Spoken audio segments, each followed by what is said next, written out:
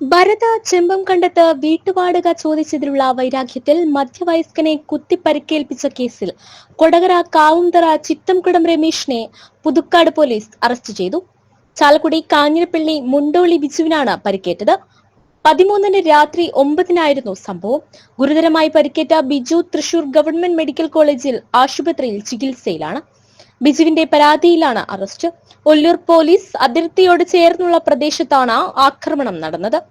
SHO വിമോദിന്റെ സഹായത്തോടെയാണ് പ്രതിയെ arrest ചെയ്തത്.